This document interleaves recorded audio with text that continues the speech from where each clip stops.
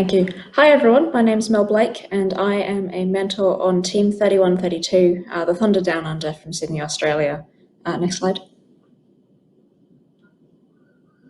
So just a bit about myself, first of all. I'm an engineering and maths teacher. I've been with Team 3132 since 2009 when I was a founding member of the team. And I was a student on that team for 3 years. Before becoming a mentor. I did a Bachelor of Engineering, Mechanical Engineering, a couple of years ago, and after that became a teacher, worked in education. My primary roles with my team are on the mechanical, electrical, and outreach sides. And outside of that, I'm heavily involved in volunteering with First Australia. So at the moment, I'm the head judge for FLL and FTC in Australia. And a couple of years ago, last year, I was given the Volunteer of the Year award at the 2019 Southern Cross Regional, mostly for my involvement in making way too many bumpers over the past 4 years. That's a long story I'll try and explain later. Next slide, please. Thanks.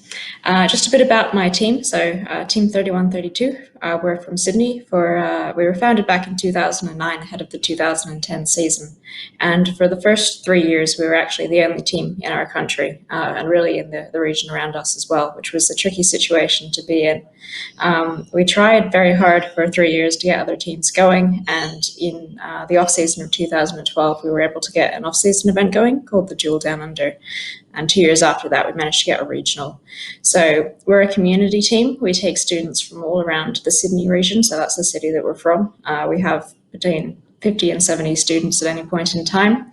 And for our role, basically, in getting FRC going in Australia, we were fortunate to receive the Championship Chairman's Award back in 2017 at the Houston Regional. If you've ever been to the Houston Regional, or further back if you went to the St. Louis events, you might know us as the koala people, because when we come to events, we usually give out the little tiny cuddly koalas. So if you ever got one of those, you probably got it from us. Could I have the next slide up, please? Thanks. So just a bit about some of our programs that we've got going at the moment and over the past couple of years. So the Dual Down Under, you can see that in the middle, is one that we're really proud of, because that was the first FRC event that we had going in Australia. Like I said, we started this in 2012, and it was really important to us to get an off-season event going before we had a regional, so that we could get the numbers up of FRC teams in Australia to the point where we could actually start that regional back in 2015. Once we had that, or just to get that regional going, actually, we founded a program called Robots Around the World, and that's the logo in the top left-hand corner. And that's a program where we go out, or we try to send out mentors or bring mentors to us from regional and remote communities, particularly in Australia, to try and found FRC teams in rural areas. And so a lot of the teams in Australia are actually not from the big cities, they're from more remote locations, and they travel to us to attend our regionals. So the Robots in the Outback program is a pretty cool thing that we've got going down here. You may have heard of the Compass Alliance. 1678 is a part of that. We founded the Compass Alliance after we had won the Championship Chairman's Award, and that's a big organization of teams from around the world that provide resources and support for FRC primarily, but for other programs as well. And then something that we've got going at the moment is the 24 Hours of STEM. So that's another conference, a little bit like this one, but we try and run it for a solid 24 hours and pull in teams from all around the world, presentations on all sorts of topics. So we had one of those earlier this year, and we've got one planned for, I think, in December as well. Next slide, please. Thanks. And just to wrap up, I thought I'd just address the Australia thing. We are from Australia. Yes, that does mean we have kangaroos. Now, this is not from our backyard. This was from one of our outback trips that we did a couple of years ago. So if you ever come to Australia and you travel around, you will see kangaroos just roaming around the outback of Australia, around the countryside. And so we had a bit of an incident where a baby kangaroo, a little Joey there, decided to come and say hi and meet one of our Lego robots that we were showing off to the kids in that community. So that's pretty funny. Okay, that's all from me.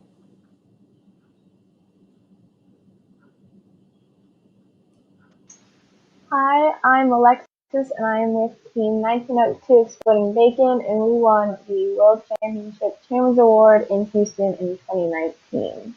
Next slide. I am currently a junior in high school, so I'm still a student on the team. I'm going into my 4th year with Exploding Bacon. And on the team right now, I'm the secretary, the first like a girl lead, robot project manager, and the sponsor relations lead. And I was going to be the team player as well this past season, so kind of got canceled. And during build season, I worked with the mechanical and electrical sub teams, and 2018 to 2019, I was the summer camp lead as well. Next slide. Okay, so First Like a Girl is a media campaign we started to encourage more women and girls to get involved in the STEM field, because not a lot of them are involved in that kind of stuff. And recently we had a little panel thing we did where we had women who were involved in the STEM field come and join us on an Instagram Live to share about their career path and how they achieved their goals, and then we answered any questions that came up along the way. It was a really awesome event. Next slide. So we do a summer camp every summer. It is one of our major outreaches, and we teach kids about science through really fun and engaging experiments, which are really cool. And then we also slowly get them involved in first by teaching them about Lego Mindstorms and stuff, which is really fun. And we do a little competition at the end where they get to show off their building and their programming and everything they learned, and their parents come and watch, and it's really awesome. Next slide.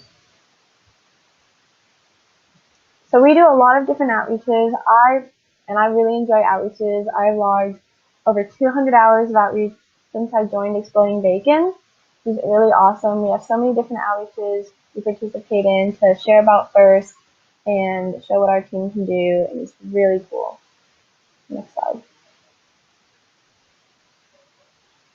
So the Big Bacon Theory of Image and Marketing is a workshop that I have helped present several times at the World Championship and at various regional events. This workshop we use to help other teams work on their imaging or branding, whatever they're looking for when they come to that workshop. And it's a really cool workshop that we help people. And I'm really excited to be here on this channel. So thanks for having me.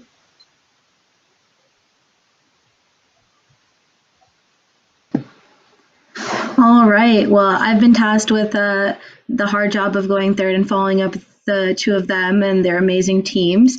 So my name is Mausam, and I'm from Team 1241 Theory 6, which is a team from Mississauga, Ontario in Canada. You guys might know us for a couple of the things that we've done in our outreach, such as our library program, which I'll talk about in a second. But our team was started in 2003, so this is our 17th season in FIRST. We're one of the first teams in our area of Mississauga, and we've been lucky enough to see FIRST really grow and flounder into the giant program that it is in our region now. So that's a little bit about us, and next slide.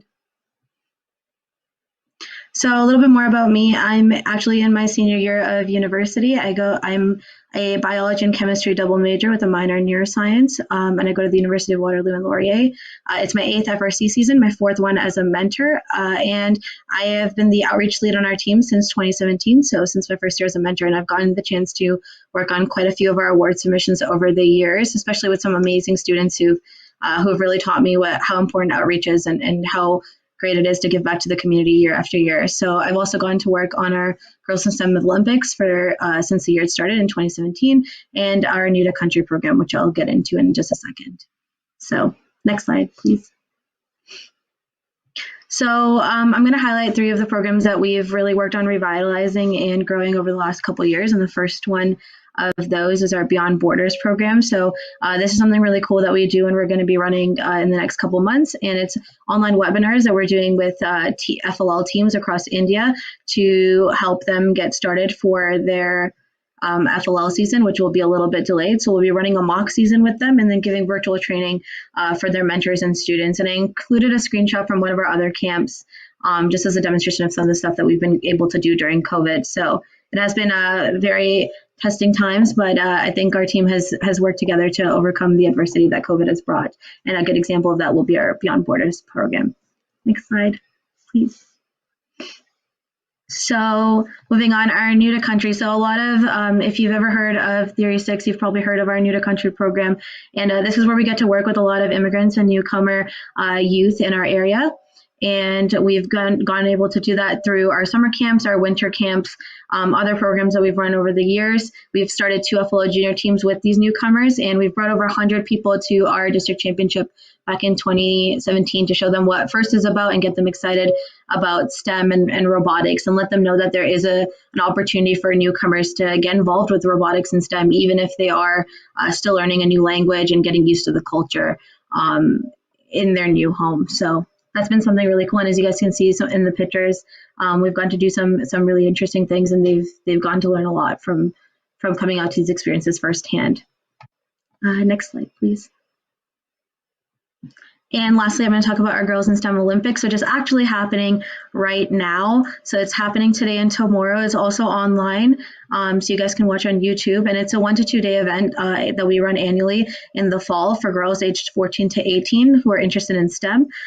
These can be people who have experience doing STEM stuff or just want to know what being in a STEM field might be like. So we do team and individual challenges, which allow networking and communication and also confidence building, because you're not just doing these tasks alone. We have an innovation fair and networking opportunities between both the participants and industry professionals, universities, women in engineering clubs at certain universities all across Canada, and some of our sponsors. And then we also have a guest speaker panel, guest speakers, and a panel that comes in to answer questions and talk about some of their experiences.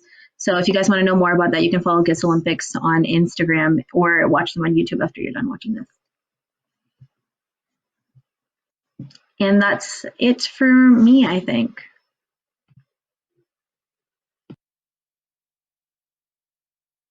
There's no more slides, right? That's the end of it? I'm pretty sure, yeah. Okay, so now we're going to take the time. Anybody as watching the stream at home, feel free to leave any questions in the chat, and we will be answering them along with our wonderful speakers. Thank you once again to our speakers for presenting today. Thank you to everyone who's watching. Please feel free to ask any questions right now. I'll be taking a look at the chat.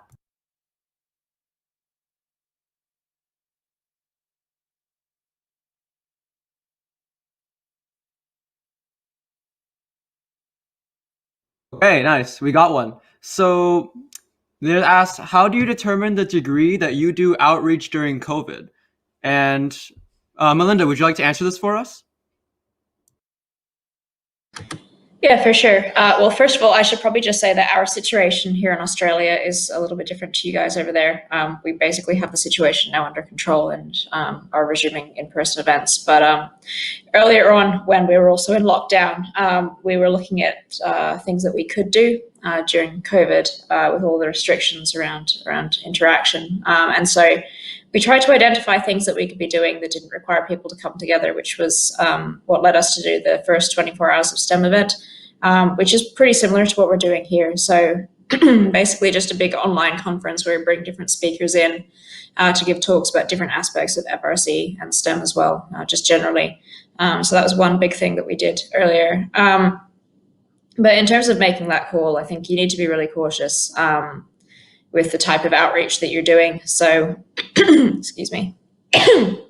Obviously, it's difficult to get different groups of people together now. So you really just need to be looking at options that are basically just virtual to avoid that risk. So we've done some virtual RoboCamps as well, working on packages with Amazon to get outreach, or basically RoboCamps, holiday RoboCamps programs to different groups of students out there that don't require them to come together as well. So that's the direction that we've gone in, certainly. But we're fortunate to be in a position now where we're looking ahead to next year, and we think we can actually start resuming in-person events. So we're very fortunate in that respect. Thank you for that great answer, Melinda.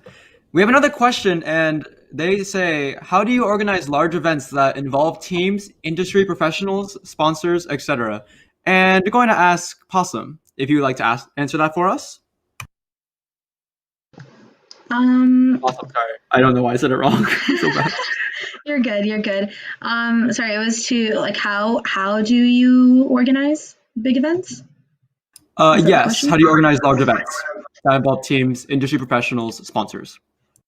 So a lot of our events are large events between our FLL tournaments or our Girls in STEM Olympics and things like that. And the first thing that we do is definitely start a planning process super early. And that's something that we've learned over the course of running our events. So maybe the first year you'll have to learn and grow. So keeping an open mind, but definitely, yeah, start the planning process early. And if you think that anything is too much or too extra, you're overthinking it. You're probably not.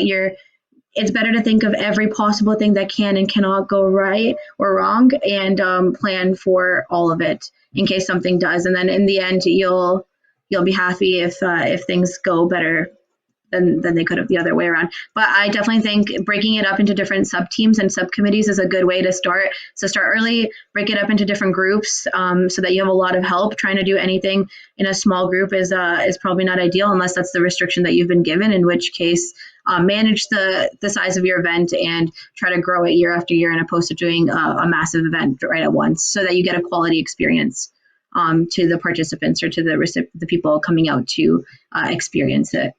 So yeah, I think that's what I have to say. And then in COVID times, definitely just keep an open mind and know that, everyone's trying out new things. So if your event is going virtual and it's always been in person, you just have to take everything with a grain of salt. And there might be technical issues, or there might be, you might have to learn how to use a new software, and you might need to give training ahead of time. So, just trying to take everything one day at a time, and trying to think of, once again, everything that could possibly, one, what experience you want to give the participants, and then number two, what's the best way to go about it, and how would you want to experience it as a participant as well. So I think if that answers the question. That's, I think, the best way to go about it in a general aspect. Thank you very much for that answer, Mausam. Now we actually have a lot more questions now. I wasn't paying attention. That's great. So another question from Matthew Rowe. Hopefully I'm saying that right. What are some of the steps that a young team could take to expand its outreach efforts? So we're going to ask Alexis if you could answer this question for us. Yeah, so just starting out, it's really good to start making connections. Like when you go to events, you want to talk to as many different teams as you can, or just reach out through social media. We've done that with a lot of teams, or messaging if we're doing an event, like how we got reached out to participate in this event and share what we know about outreach and stuff. That's a great way through social medias and stuff and competitions. Just doing whatever you can to really get your name out there is a really great way to start, by making connections so they know who you are, and then starting programs like how we send Spark kits out. We started a program called First Alliances to help connect teams, and First Like a Girl to inspire women. Figuring out what you can do to help your community and what they need, and that'll also help get your name out there when you start figuring out what you can do to help the people around you. Thank you for that excellent answer, Alexis. I'm more wise already. All right, so what else is there? Oh, Taitaro asks, how do you get your team members excited about outreach? And I'm not going to keep the same pattern over and over. We're going to spice things up. So, Mausam, would you like to answer that for us? Yeah, I'm super excited that I got this question because how do you get your kids excited about outreach? Oh gosh, the number one thing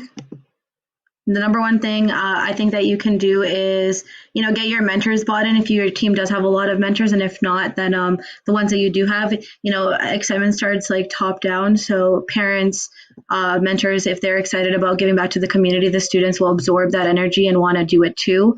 At least that's what we've seen on our team. Another really big thing is ask them what they want to do and what problems they see in the community, or what things that they wish they had growing up, or what things they want to experience in the future, because that's the best way. If they're not passionate about it, they're not going to want to plan it or implement it or volunteer for it. But the second that you're doing things that the students care about, or things that they're that personally affect them, or things that they can actually feel like they're changing systemically, that's going to get them excited. And we've seen that time and time again through our library program, where a lot of our students coming into our team, even 5, 6, 7. It started in 2011, so almost a decade in now. We still have students who are saying oh, the only reason I'm a mentor in FRC, or the only reason I'm still in FRC, is because I came out to the library program, and now I want to come to 1241 and mentor so that I can improve it for the future.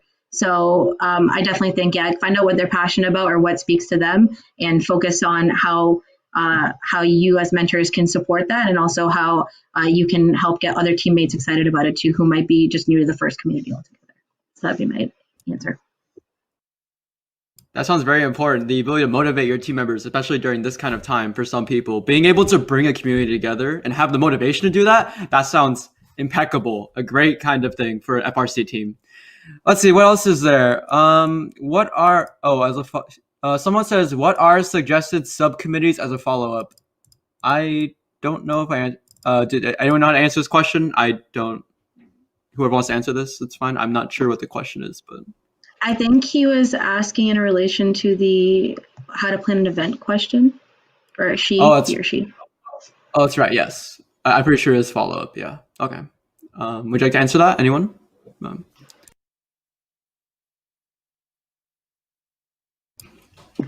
Or we could just move. I can go first to answer that. Okay, got it. I think like having depends on what kind of event you're trying to run. You're probably going to want someone who's, doing your volunteer coordinating, someone who's the event coordinator, who will be overseeing kind of everyone else's tasks. You want to have a logistics team who will be looking at like what platforms you want to use, how you're going to be communicating it, a marketing team to put out promo materials, make sure you have a good attendance, or if you need registration, then getting numbers ahead of time, putting out media for it. You're probably, if you're doing like an event where it's workshops or games, you're going to want a workshop or games coordinator that works on the development of the activities that you're going to be doing. Probably like a finance or budgeting team to talk about, if you need sponsors, or like how much money are you going to need? Do you need to fundraise? Do you need sponsors for the event? Things like that. And then also if you have like prizes or awards or things, how to allocate funds for that. So those are some of the ones that I can think of that most events would probably need. But I don't know if Mel or Alexis has any other categories. Yeah, that seems like a pretty good list to me. You definitely want to try and, particularly if it's a physical event, to try and break it down, not just in terms on the day as well as planning in advance. So when we plan events, big events like that, we want to make sure that we've got like a bump in and a bump out crew as well, because we're very fortunate to run most of our events from Macquarie University. So we got to make sure that we're considerate of the places that we're hosting our events in. So we're very careful about planning how we move all of our equipment in at the start of the event and then out again. So we have people who will run the bump in and the bump out processes as well, which I think is pretty important. And then in addition to that, I think that the communication channel for the day is also really important as well, particularly for larger events. I'm primarily involved in running FLL and FTC events. And so we use Slack for all of our communications, but it's super important if you're in a large venue to have that situation under control as well. I've spent far too many events on a scooter riding up and down across campus at Macquarie University. So having a platform like that can be really important as well.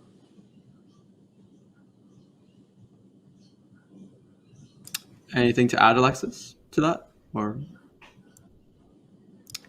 I covered that pretty well, so I don't got anything to add. Got it. Thank you, all three of you, for that very great answer to their question. Another one we have in the chat by Hisha Javirdi. If I say these names wrong, that's my bad. What are things you do to engage with / retain alumni and mentors on the team, especially when it comes to supporting outreach efforts? Alexis, would you like to answer this one? Yeah, sure. So a lot of our alumni and like graduates do end up coming back to mentor our team because we always want to keep them involved, but we also want to help them like transition over from the student to mentor world. So they come back and our more experienced mentors help teach them how to interact with the students since they're now mentors. And so they will like start out with like little like roles helping out here and there, and whatever like committee they used to work on, whether it was like robot or business or fundraising, whatever like committee they helped work on, they will have those mentors then teach the newer students or the students who want to learn more about that committee or sub-team, and so pass on their knowledge to help bring up the next students into that role. And so that's like one of the major ways we transition is just like the passing of knowledge to teach the students so that it's still like a student-run team, so that the students are still involved getting to do a lot of stuff and learn new things all the time. That cultivation of knowledge makes it so nice for different people in a team to be passing through generations after generations and still learning so much about different aspects of STEM, business, and outreach. Thank you so much, Alexis. We have we have a question from Kathy. How do you make sure your outreach efforts are efficient and achieve their intended purpose? And I believe I owe this to Melinda. So would you like to answer this one? For sure. How do we make sure they intended purpose? Look, first of all, I would say is don't be afraid of doing outreach efforts that you're not 100% convinced they're going to pan out. We've certainly started or attempted things, and then 2 years down the line or a year down the line thought, oh, that actually wasn't such a great idea, and then we've just let it sort of fade away. But other ones do pan out. So I would say, first of all, just don't be afraid to try things out. And some of them won't work. And some of them will be huge successes. Some of our best successes were things that we thought weren't going to work at all, like our Robots in the Outback program.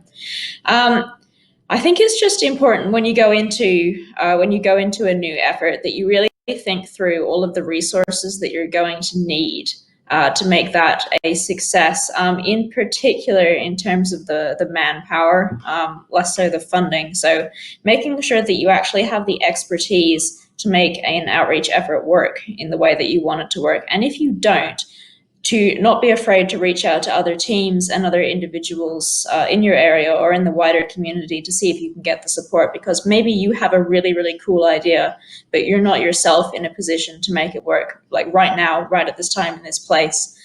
So try and build up a really strong network. And that's something that we've tried to do. We have a really good network here in Australia of teams that we can reach out to if we've thought of something that we think needs to be done or can be done in terms of outreach, but we don't have the bandwidth or the manpower right at this moment to do it. So don't be afraid to reach out to other people and bring them in on your outreach programs.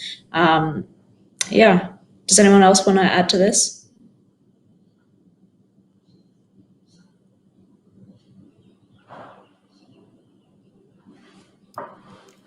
I assume not. All right. Oh, I think you did great. I think it was great too. Indeed. Okay, so that was a fantastic question. Now let's go to Kate asks, how do you balance and coordinate activities for younger elementary level and older junior high school kids at events? I probably scuffed that question, but I could say it again if you need it. And Alexis, would you like to answer that question for us? Yeah, sure. But can you ask it one more time, just so I can Yes, get all this stuff? I'll read it more. I will read it more clearly. How do you balance and coordinate activities for younger elementary level and older junior high school students at events? Okay, so we do host a FLL Junior event at a library near where our build space is. And so we do that and engage with kids, and so we get to see what they do, and then we also tell them about the summer camp we do, because that is around the elementary age. It's a younger summer camp, and so that's a big way we teach them about STEM and science, and so then all that stuff. And then at outreaches we'll see more of older kids sometime at certain outreaches, and we'll ask them what they're interested in doing, because not everybody's going to be interested in the mechanical, electrical, or programming side of the team. Some kids are more interested in the business side and the outreach. And so we'll be yeah, if this is what you do, that does fall under STEM and what we do. And we tell them how they could learn more about what they're interested in, through first, because it's more than robots. There's more stuff to do. I've learned so much about outreach and business and all that kind of stuff.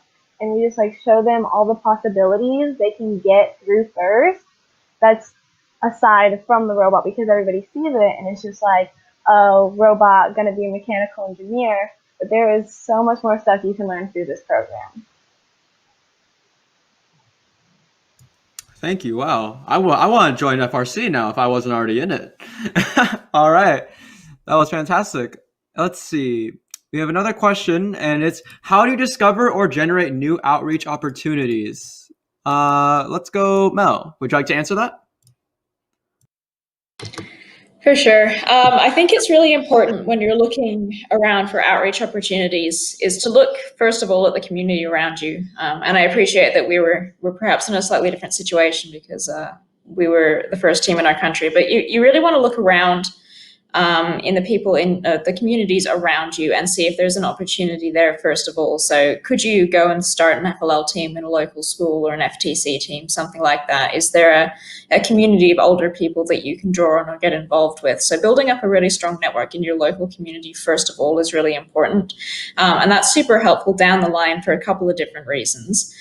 Firstly, if you've got a really strong network of FLL and FTC teams, then those are all potential future members so that your team is super sustainable going forwards.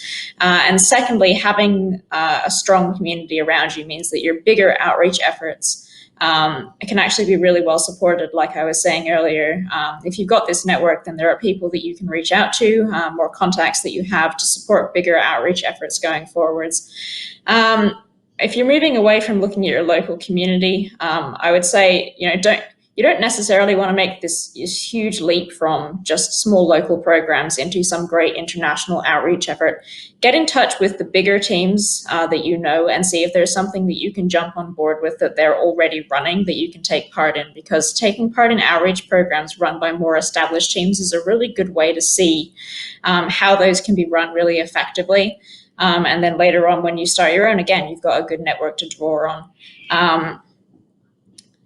Yeah, I think that's probably going to be the major thing. If you're then looking for international outreach, as I know a number of different teams are, international outreach is a very difficult, tricky thing to do, as I'm sure these other two can speak to as well. Trying to get across international boundaries can be quite difficult. So, see if there's someone out there already that you can get involved with. First Global, which most of you will have heard of, is potentially a good way. If you want to get in touch with someone in another country, a First Global team can potentially be a group that can be converted into an FRC team later on, or start looking at FLL and FTC communities overseas as well if you're interested in starting new FRC teams overseas. Thank you very much for that in-depth explanation. Now we have another question from Sarah Whiteford saying, what is the outreach structure on your team? Do you have separate sub-teams with student leads? Do those who do outreach still participate in technical sub-teams? And we're gonna give some action to Mausam. Would you like to answer that for us? Yes, I have my fingers crossed for questions that I hope that I can answer, because my team has been working hard on this the last couple months. So our outreach is actually structured to be different sub-teams.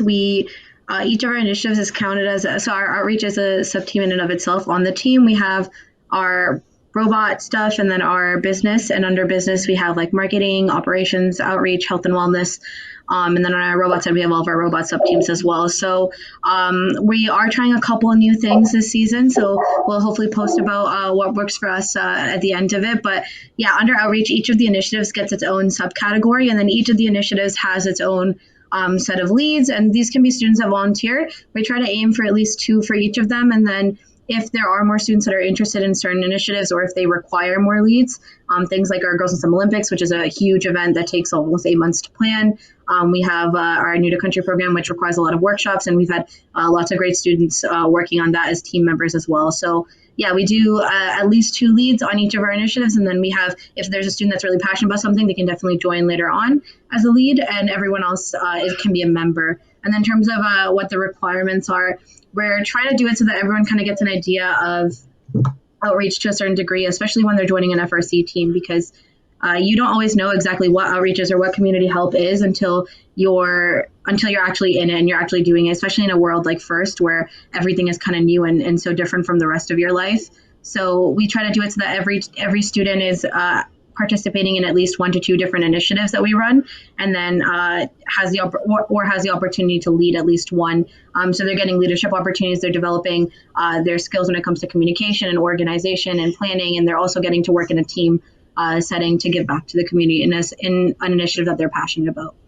So hopefully that answers the question. I don't know if I hit all the points, but that's how we do it. And yes, they are allowed to do robot things. They are encouraged to. We encourage all of our students to participate in both sides of the team.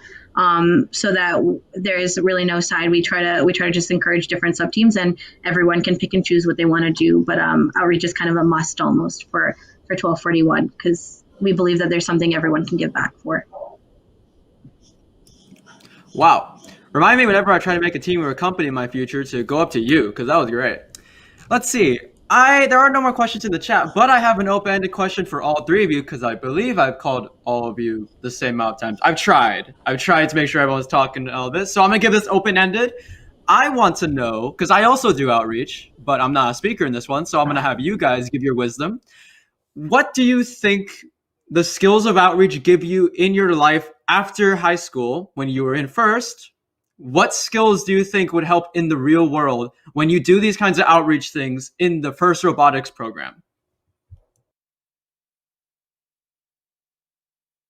Anyone can well, I can go first on that, I guess. Actually, I was having a really interesting conversation the other day. We held an FTC tournament last weekend, and we had 5 or 6 of our students as cures and field reset on that day. And I was having an interesting conversation with another mentor afterwards, just talking about the difference that we see now looking at our students versus, well, at least my school students. I teach at a high school that's totally unrelated to my FRC team. I see such a huge difference in the confidence in the students that we have involved, like on the robot, but also particularly in the outreach stuff, and the students that go to events like that, just their confidence to go up to people and just start a conversation and approach adults they don't know and say, I need you to do this, or can you answer this question for me? Whereas, my high school students might find that really intimidating. The students that we have that get really involved in these outreach opportunities develop such a high level of confidence in their own ability, which I think is really important going forwards. So I do think it really helps to develop that sort of soft skills, I guess, that other aspect. In terms of practical skills, just the organizational stuff is really important. So being able to think through ahead of time, planning something that's going to involve a large number of people, a time commitment, potentially funding, like a facility that you're going to use, is really good practice for any career that you go into later on. But if you're doing event management or a business or anything like that, that's super important. And we've had students that have organized really quite large programs that I think they found very helpful later on, like our 24-hour call center. We had one student who led that back at the beginning, who's gone on to become an outreach mentor and study engineering. But I think that was really helpful to her to take charge of something like that, developing those organizational skills. Over to someone else. I'll jump on and continue on with this question. So one big thing I have seen first help kids with, even especially myself, is communication skills. I've learned so many communication skills, all the new people I meet and all the things and events I get to speak at, all those opportunities have helped me build how I communicate with people. This event right now and talking with all of you and answering these questions is a great way to learn how to communicate and teach others what you know and spread your knowledge. And it's so cool, when presenting the Big Bacon theory of image and marketing at competitions, you learn how public speaking and how to show others what you guys have learned and help them along with what they ask or need help with. And it's so cool seeing what me and my friends have learned through this program.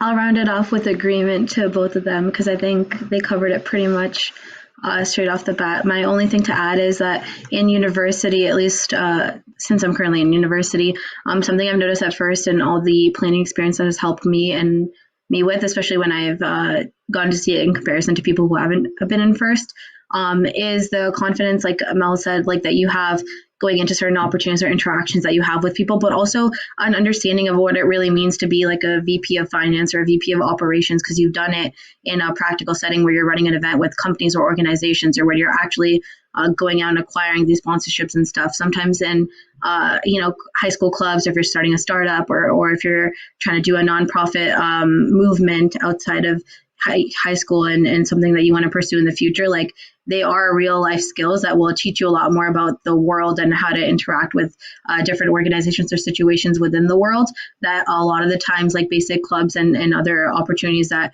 are provided to everyone or people that aren't in FIRST or haven't had experience with outreach might struggle with or just not have the perspective for quite as in-depth as you might, because you've been doing it for so many years and you've been able to learn from your mistakes at an earlier age and be able to do it with a team so that you can fall back and learn and grow together. So I think that's been a really cool difference to see between between FIRST people and some non-FIRST members that I've seen. I might just add one more thing, actually. You made me just think of one more thing, if I can add something.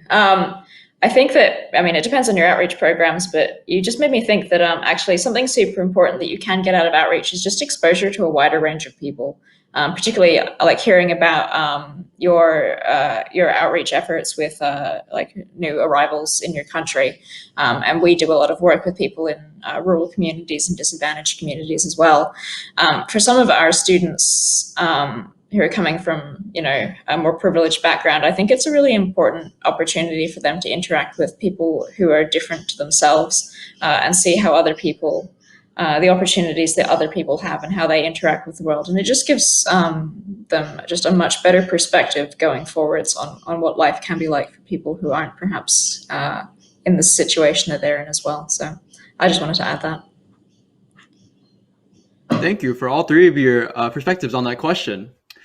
Let's see. We also we're coming in. Can we hear more from Alexis and Mel replying to outreach structure? So if you two would like to take the stage.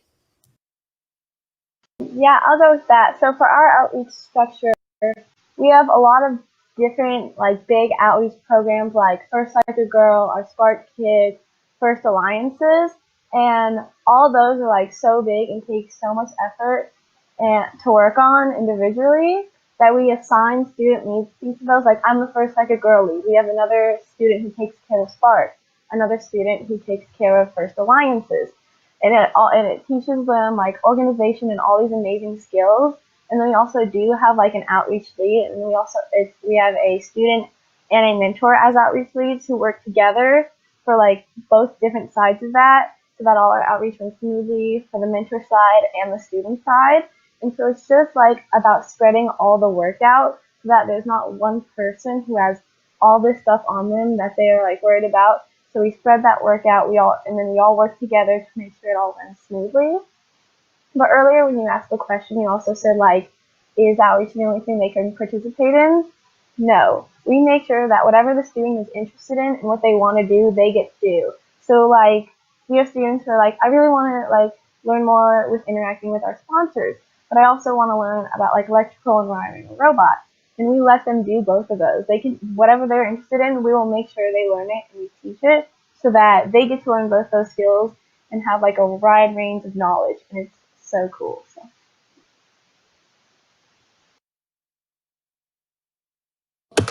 Okay, so on Team 3132, our hierarchy tends to be fairly flexible, but we do require that all students participate in outreach.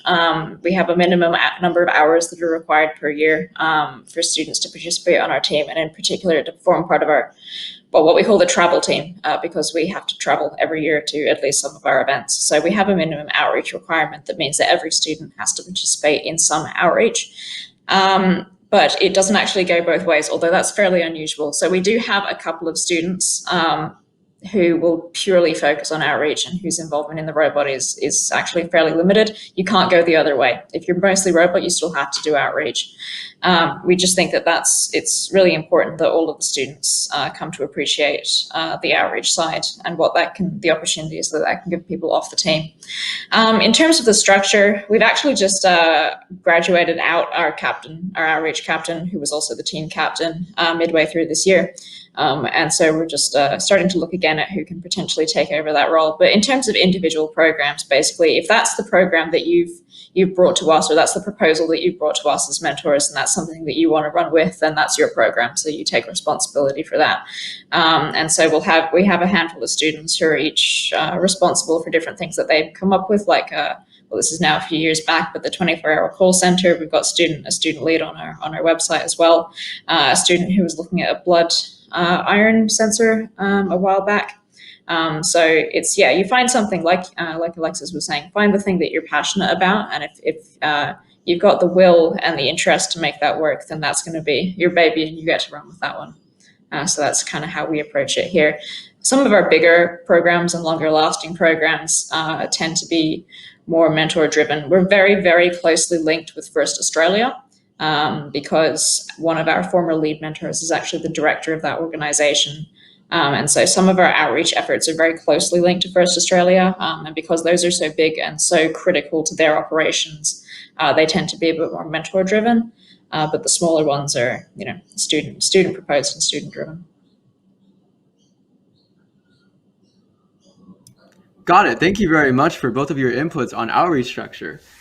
Fantastic. We're almost out of time, about 7 minutes, so we're going to keep going through a couple more questions and hopefully end it off for this workshop. But another question coming in, this is an interesting one.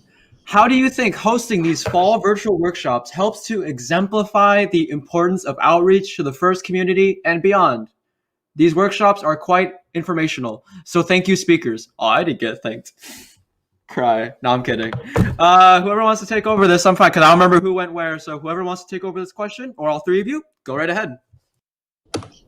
Look, I'll jump in. Just to say that, being in a totally different country and our interactions with you guys overseas are fairly limited. Having these events online is super cool for us because, for 10 years now, we've looked during the off season and we've seen the Cheesy Champs and all the other events that are run across the United States and thought, gosh, I wish I could go to those, or I wish I could go and sit in on that outreach panel, that chairman's panel, and see what everyone else is doing. And we've never been able to do that. And so to have them now online is super cool for us, just to be able to see what people are doing overseas. And these are teams now, because of the split champs, that we would never potentially be able to interact with. Like Theory 6, we'll never see you guys again, which is a real bummer. Split champs, very sad. So having this stuff online, just more as an audience member, is super cool for us in Australia, and I would imagine for teams overseas, like the guys in Taiwan and India as well, and New Zealand, to be able to actually, for the very first time, see what it is that you actually do at these events and what your outreach programs look like in a more deeper and detailed sense than what we can get from a conversation at Champs or just looking at your website. So we really appreciate having this online.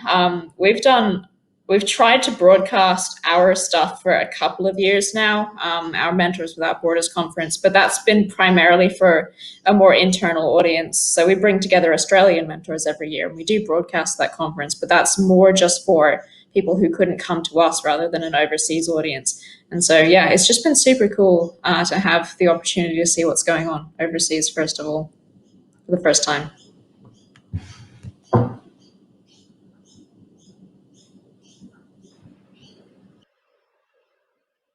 Any other two perspective on what they think about hosting the fall workshops? I'll add on to that. I think with all the virtual conferences that have been taking place, it has given a really cool opportunity to that a wider audience can come and engage in those. Like with this online one, people just have to tune into YouTube, I believe it was, and can ask the questions. And so people from all over the world can be on this right now, asking their questions, learning more about outreach, help expand their team. And it's just a really cool way to get a lot more people involved and help them out with outreach. And it's also a great way of showing what the FIRST community can do to help people out and keep people engaged. And it's just really cool to see.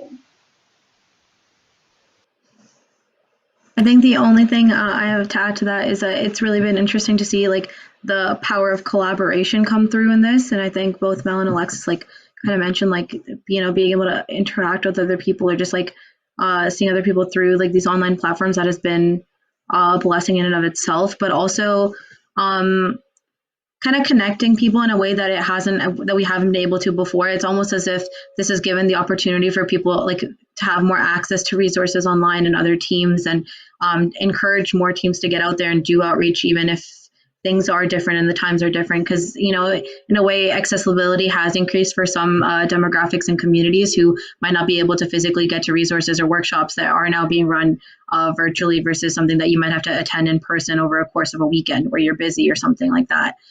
So it definitely has been, I think, a great way for people to access more resources once again and collaborate with other people that they might not have been able to before. And then we've seen that through this weekend, obviously, and being able to collaborate with these three people right here and all the other workshops going on. Thank you, all three of you, on your perspectives on that question. Hold on, are we gonna see? Oh, 2 minutes. Okay, do you think we can do one more question? I think we can do one more question. Come on, there has to be another question. Someone in the chat, cover us with one more question. Let's keep it completely all the way. Yes, let's go. Really quick, gonna go fast. How do you plan to make outreach on a greater level for yourselves and your team in the future? And what things should you look at while finding improvements on your outreach system? I'm just going to go fast. I'm going to pick person. Mausam, go. You want to answer that? If you're looking for improvements, really just evaluate your previous years. If you're repeating an event that you've already done, try to find if you have numbers or find stats that you might have collected to look at ways that you can improve it numerically or analytically, and then go from there, because that's a good indication of what's going right and what's going wrong in terms of improving. Thank you very much. Do we have to end soon, or can we get someone else to answer? Or okay, we'll do that. Thank you very much, everyone, for watching this workshop. We hope you have a great rest of your day. Thank you so much to our speakers, Mausam, Alexis, and Mel, for tuning in and giving us their time. Thank you to our audience. You've been fantastic. Not a single dry moment has been in the chat. We've been able to keep it going. Thank you very much to everyone, and hope you enjoy the rest of the workshops. Have a great CCC.